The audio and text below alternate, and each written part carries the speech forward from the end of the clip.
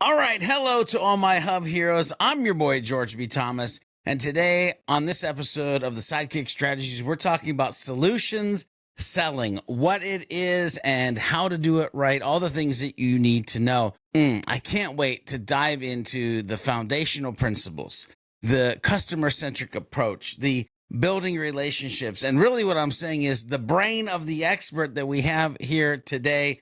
That's right. Today I'm here with Christopher Barnett from Workflow. And Hub Heroes, if you don't know, Christopher is a leader in the HubSpot ecosystem and is passionate about fostering excellence and achievement within the HubSpot community. He's a HubSpot community champion, Houston Hug leader, HubSpot certified trainer, and founder of Workflow. Christopher consistently provides superior service and expertise to clients in revenue operations, HubSpot configuration, and sales empowerment, and I believe probably so much more, but we can't list everything. When stepping away from professional realm, Christopher enjoys playing soccer, nice, cooking up culinary delights, you got me there, tending to the garden, and spending cherished time with family, especially playing with his daughters and wife. And of course, we can't forget, ladies and gentlemen, dropping knowledge bombs on podcast interviews just like this one. Christopher, how the heck are you today? I'm great. That was by far the best intro I think I've ever had before. So doing better now. So yeah, very excited to be here. I'm a big fan of this podcast. I typically end my day while going on a run and listening to the Hub Heroes podcast. So I'm always excited to hear the new content coming out. Nice. Love it. Thank you. Appreciate the kind words. Okay, Hub Heroes, you know what time it is. Let's get into the good stuff. We're going to kind of introduce this idea of solution selling. So Christopher, let's just start at the very beginning, level set for everybody that's watching or listening to the show today.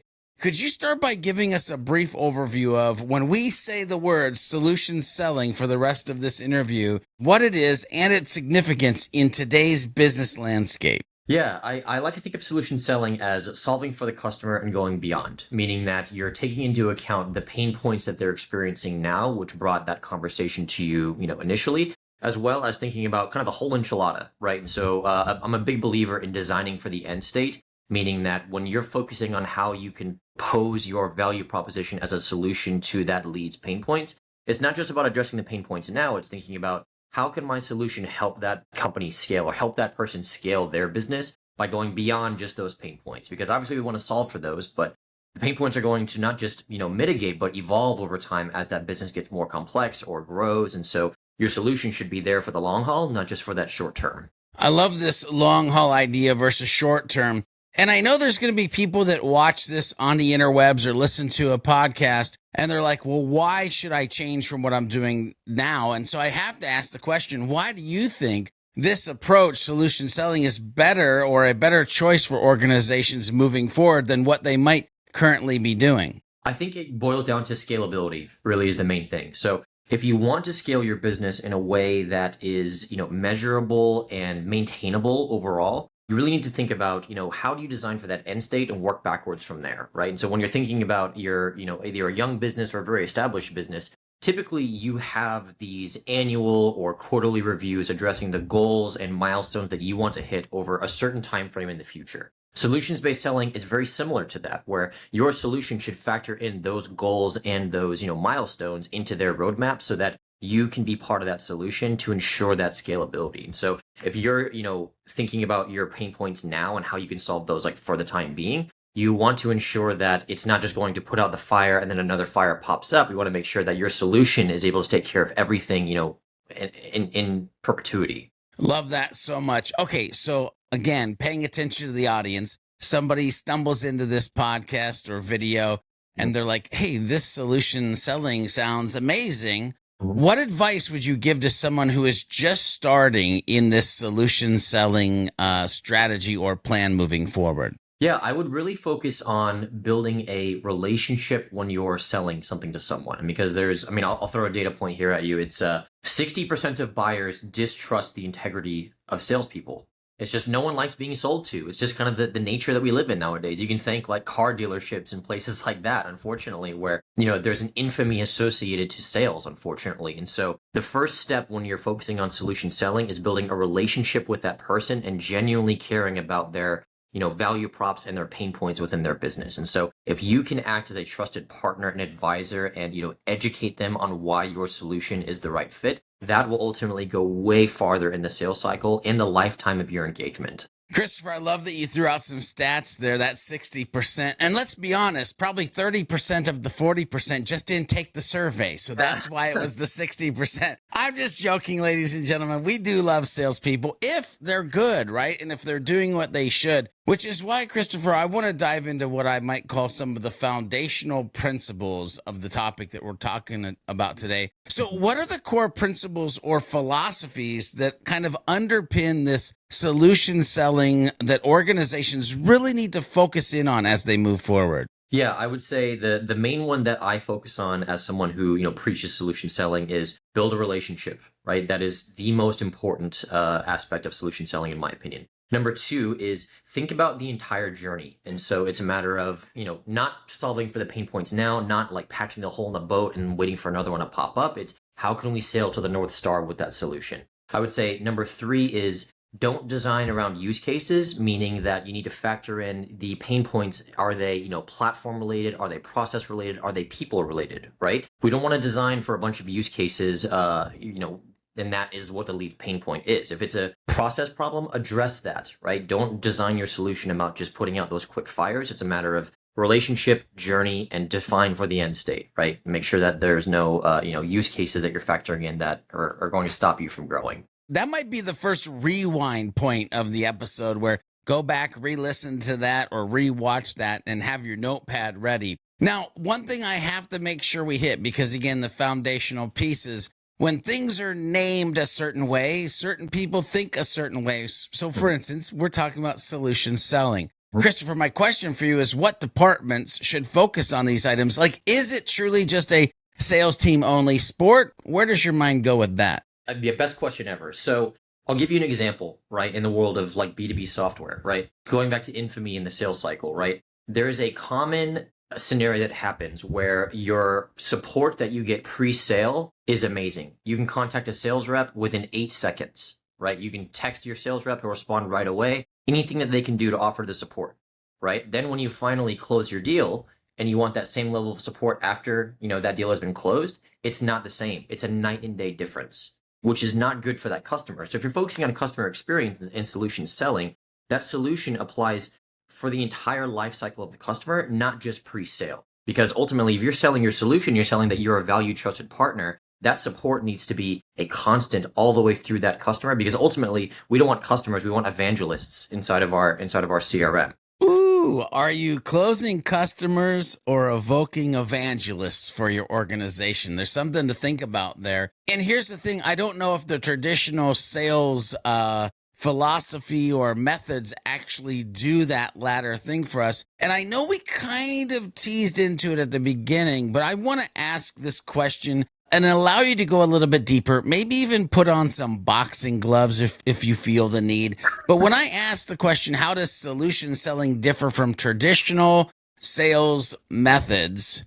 Christopher, where does your mind go? What would you want people to pick up and be able to understand? Yeah, I would say keeping the customer at the center of the experience is, I think, the difference, because in a traditional sales model, if you will, it's really just, you're getting the customer to, have that final touch point, final conversion, whatever it is, signing a contract, paying an invoice. And the sales rep is great. On to the next one. I don't care, right? Because my job is done.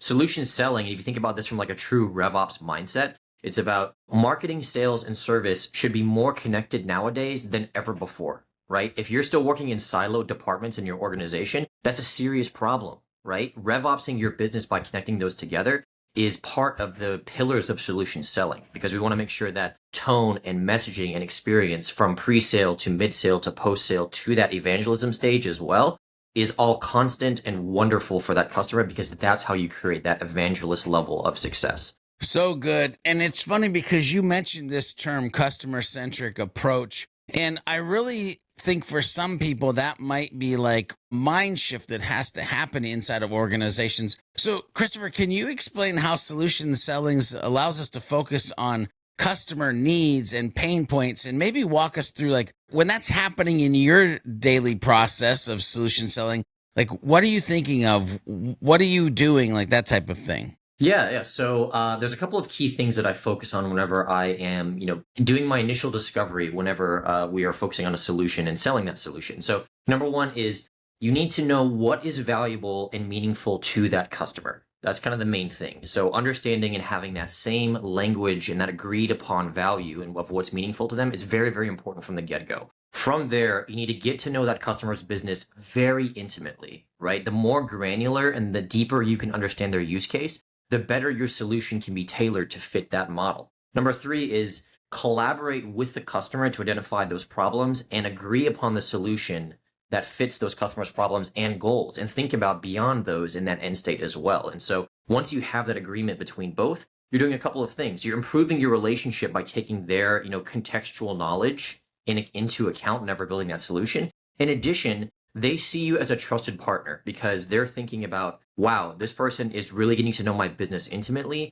They have a solution for what, my pain points are, and they're thinking about how they can help me beyond when those pain points are solved because they have my best interest in mind. And then from there, it's really simple. Once you agree and get acknowledgement of the value that you can deliver, there's no selling at that point. You're done selling because you've agreed upon the value between those two types of, pain points and customer solution. And from there, it's evangelism. That's the beginning of that evangelist journey from there. Once you've agreed and gotten the acknowledgement that your solution can solve for their problems and goals and beyond. I like this idea of there's no more selling. And the word that popped into my mind, you used evangelism, but I was like, oh, at this point you can serve, like you can be a servant to what they actually need. And Christopher, I love that you mentioned this idea of understanding their needs and goals.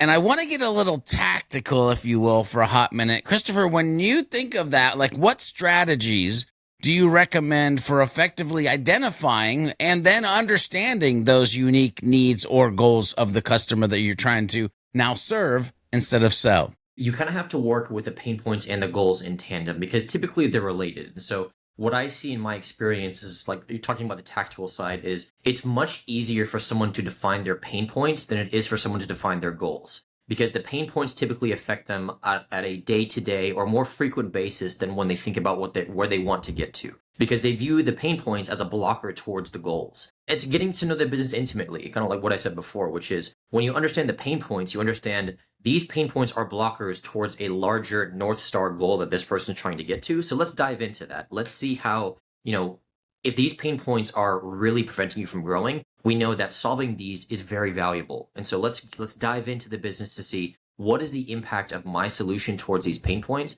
and how does that guide you towards that North Star. So it's a little bit of digging and discovery in the form of really having a granular understanding of those pain points and what blockers and what roadblocks are coming from those and how that's affecting the progress towards getting to that North Star goal. It's interesting because as I'm listening to you answer the last couple of questions, I start to hear like conversations and listening and spending time. And Christopher, dare I say, it sounds like we're almost starting to like build relationships with these humans that have hurdles or aspirations. It's kind of crazy to think of it that way. So let's dive into that. Like, how important is relationship building in solution selling, and what are some key tactics for fostering strong customer relationships where now it's almost like they're not customers, they're just friends that you meet, help, and tend to send you money? It's the most important because, I was talking to one of my wife's friends last night about this. She said, my fiance wants to go and work in sales. And she's like, but I don't want him to work in sales. And I said, well, why? It's like, because sales people are slimy. And she went on this big rant about how I hate sales reps, basically. And I'm like, yeah, because sales reps just have this negative connotation kind of going into it. That's why, you see in the world of B2B SaaS, like your title doesn't have the word sales in it. It has you're an account executive or something like that. And so it's more customer-centric language because you have to get over that initial barrier of being, someone who's trying to sell you, right? There's automatic friction that's kind of embedded in that relationship from the get-go. And so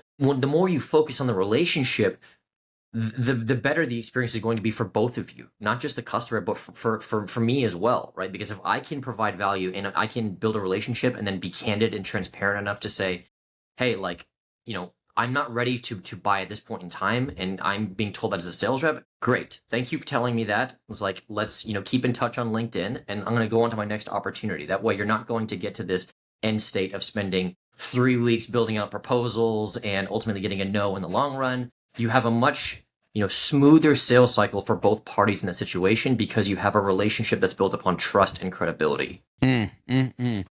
Trust and credibility. And that's where you're trying to get to. I think that's like part of, and we'll probably talk about what success looks like, but I feel like that's a section or a piece or a wing, if you will, of the building to success with solution selling. So let's, again, dive a little bit more into tactical, because I'm super curious, Christopher, your approach on this, and especially into this micro idea of like tailoring it for their needs. So I'll just ask the question, what is your approach to tailoring solutions to fit specific customer scenarios that you bump into? Like, how do you do that? I'll give you a great example for all the HubSpot solutions partners listening, right? So solutions partners, pay attention to this. Whenever we do discovery calls with companies that are interested in buying HubSpot, we like to think of this as going back to the, purchasing a car scenario. Whenever you are interested in buying a car, you kind of have a rough idea of what you want in terms of, do I want an electric vehicle, a three-row car, whatever it is, right? But ultimately, your decision comes from test driving the vehicle, right? You always want to test drive it first.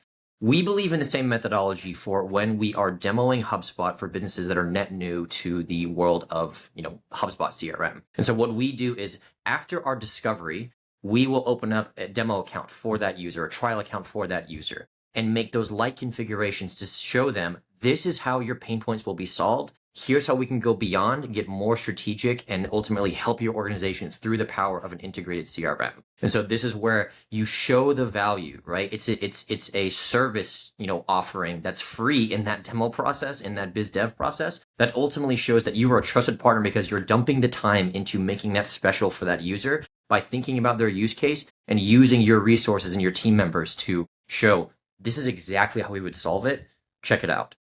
Some good tips in there. All right, let's actually keep diving into these kind of good tips, because again, let's go back to the fact that somebody might just be starting. This is something new to them. Hey, yeah, I'm going to do solution selling. You've been doing it for a while. You've probably bumped into some challenges along the way of like, whoa, didn't see that one coming. Like, so what are some of the common challenges faced in solution sellings, and how can the viewers or listeners, pay attention to those and then maybe be able to overcome those? I would say, I imagine those that heard my last spiel on opening the demo account are thinking, well, I can't do that for every customer. It's not scalable. It's too much time to dump into that biz dev process, right? And so like the common question that I get when we, have these conversations is, how much time is too much biz dev time in solution selling? And I think that really depends upon what you're selling and the value of it as well. And so from my perspective, we don't cap the hours in terms of the amount of biz dev time spent for a deal unless it starts to get ridiculous where we know we're being led on, obviously. The biz dev time we view as an investment because it's not just investing in the purchase, but the value of the partnership in terms of, okay, this company or this person now views me and my company as a trusted partner for the long term, meaning that investment gets calculated back into the business in terms of that long-term revenue. So it's, yeah, now we're going to be a trusted partner with you for the next 5 years. And we're going to help you with all of your revenue operation strategies, with all of your CRM implementation and configuration, and overall just have you at the heart of our business with everything that we do. And so this is where you're investing, that biz dev time into the relationship, not so much into the sale. It's interesting, Christopher, my brain is going in two different directions right now with this next question. One, you mentioned demo account and kind of referenced like what I'll say is a little bit of technology here, technology there. Yep. Hey, and even some more technology over here. And then as we're sitting here, having this conversation, GPTs just got released in Chat GPT and AI is all the rage. So I don't know which direction you want to go in or if you want to go in both directions, but I have to at least ask the question because inquiring minds are going to want to know, how has technology influenced or transformed solution selling in the recent years? Yeah, it's a great question. I think that technology, specifically in the form of AI, is going to do nothing but help sales reps be more effective in their day-to-day job role. And so I think about the power of HubSpot's AI tools, right? So ChatSpot or just the native AI tools that exist in the CRM as of now. So the Content Assistant is a great example. And I'll give another tactic on how I use HubSpot's AI tools in my demo process. So let's say that we have a lead who is interested in purchasing Marketing Hub, and they say, I don't have bandwidth for a blog, right? It's too much time for my team to dump into it. I don't know what topics to use, etc. What I do in my demo process is let's use HubSpot's content assistant and let's write a blog right now together, and I will email it to you after this demo. Meaning that I can show you the power of the content assistant in real time and give you an actual usable blog post for you in this demo process, right? And so I think that's things like that in the world of AI, in the world of just advanced technology, are going to help sales reps be able to pull levers to show the solutions to a more advanced degree that is keeping that business's use case in mind at the center of that strategy. So being really, really personalized and really, really tailored to those pain points and values and goals. Nice. Like that. I like how it's like just part of even the demo and process and that AI piece.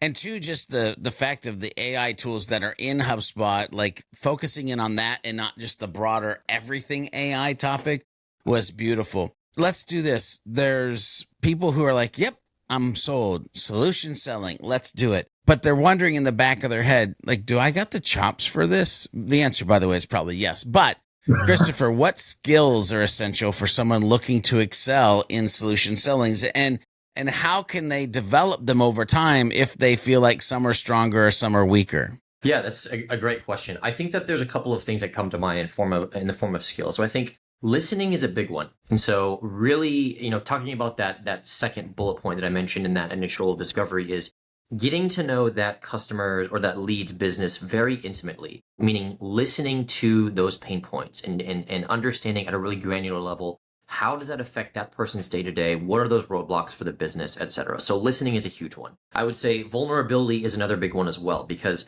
when we think about, that stat of 60% of people distrust the integrity of sales reps, you have to be vulnerable enough to understand that I am kind of at an automatic disposition in this, sales process, if you will. And so I really need to focus on being as vulnerable as possible with this lead in order for them to trust me and my solution that I am bringing to them. To help develop that, I would encourage you to just, practice this in your day-to-day life. Focus on listening and genuinely absorb the content of what someone's telling you. If someone is talking about a bad day or someone's talking about the pain points that they have, sympathize and empathize with those pain points and get to know those pain points intimately and be able to offer a solution for those, because that's how you build that trusted partnership.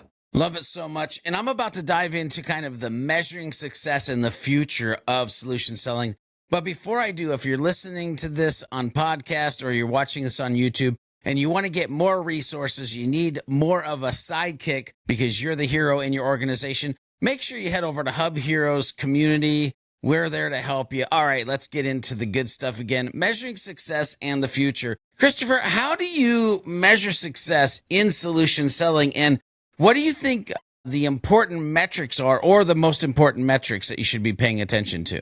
Yeah, I think there's a couple, and this is where your question previously about what teams, focus on solution selling. This is really, interesting segue is, one of the important metrics that we measure with solution selling is what is our customer retention rate? And within that retention rate, how many of those are upselling within our, service agreement, meaning they're using us for not just the first, service line or product that we agreed upon, but more than one. How many are using us for literally everything in their business because we are the trusted partner for them? We're able to offer a full stack solution or full suite solution for this customer. So main KPIs, retention, how engaged is this customer with you now? How long has this customer been with you? And all the core metrics that make sense as well, right? Your basic close rate, things like that. But mainly it's how many of your customers are evangelists is the overarching, KPI that you want to measure. How many of those are reviewing you in your directory profiles? How many of those are sending you referrals because they, love working with you so much that they want to share it with their other colleagues and friends? What I would also recommend is measure your LinkedIn engagement from your actual customers. That's a big one, because if you have that valued partnership, we love interacting with our customers' LinkedIn posts and their LinkedIn profiles. And so being able to support their content and have that being, a mutual journey for the both of us makes all the difference because we have each other's best interest in mind. So good. And again, second rewind point, people should go back and listen to that section again. And Christopher, it's interesting because I was literally in my brain as you're talking, envisioning, imagine just reaching out to your entire database and asking them, would you consider yourself an evangelist of who we are and what we do? Yes, maybe, or no. And then being able to do something based on them selecting one of those options.